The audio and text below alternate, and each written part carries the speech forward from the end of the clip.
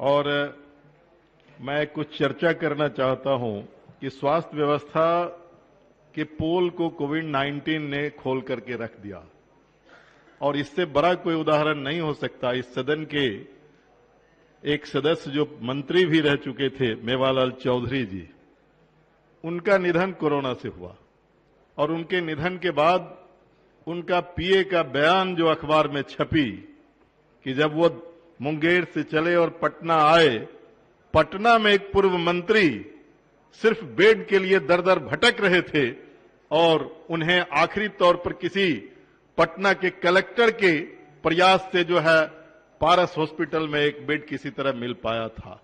जब एक पूर्व मंत्री को आप बेड मुहैया नहीं करा सकते, जब सदन के एक सदस्य को बेड मुहैया नहीं करा सकते, आप क्या स्वास्थ्य विभाग का लंबी चौड़ी बयान कर रहे थे? संजीव जी, डॉक्टर संजीव जी चले गए। मैं समझता हूं कि पक्ष की ओर से उन्होंने कुछ बातें जो कही वो एक डॉक्टर का दर्द था।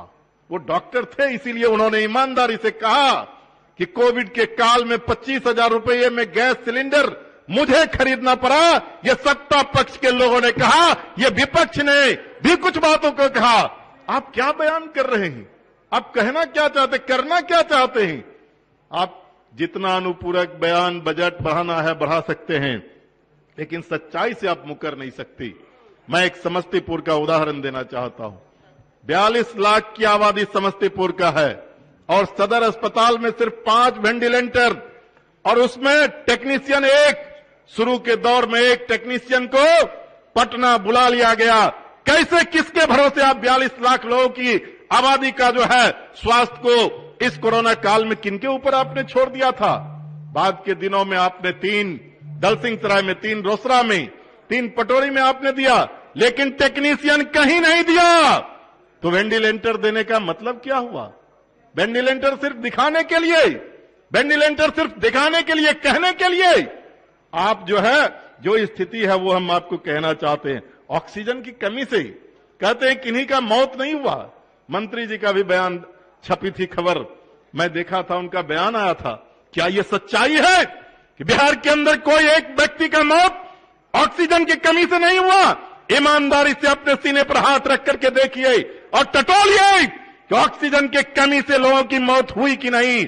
मौत हुई है। आप इनकार कर सकते हैं, इनकार करते रहिए, लेकिन ऑक्सीजन की कमी से लोग हम लोगों के नजर के सामने में, चूंकि हम लोग घूम रहे थे, हम लोगों के नजर के सामने में हजारों लोग दम तोड़ रहे थे ऑक्सीजन की कमी की वजह से।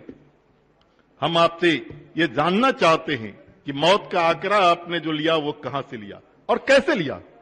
मौत, कोरोना में जो लोग जिनका मौत हुआ, कोरोना में जिनका मौत हुआ है, उसको सिर्फ आरटीपीसीआर रिपोर्ट जिनको मिला उनके आधार पर आपने लिया।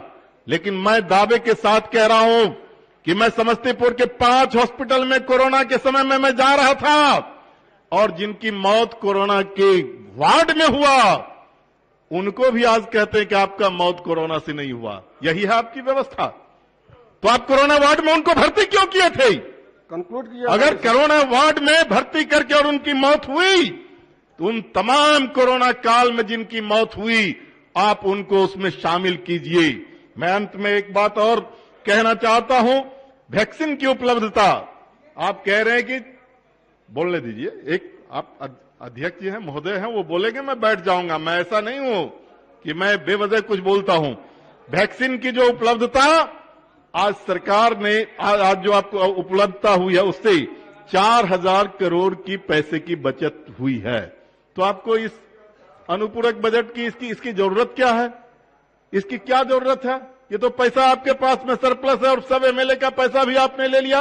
अंत में मैं स्वास्थ्य मंत्री जी से अपील करना चाहता हूं कि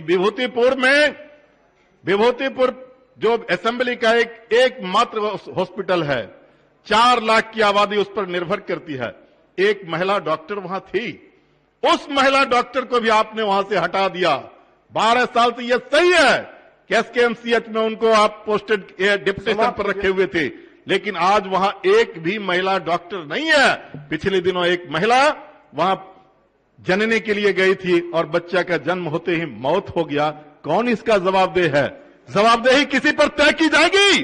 क्या आप कार्रवाई करेंगे? आपसे हम अपील करना चाहते कि आप अविलंब 4 लाख की आबादी पर है उस हॉस्पिटल को एक महिला डॉक्टर जरूर दीजिए और जो आपके और भी जो है उसको देखिए। समाप्त किए।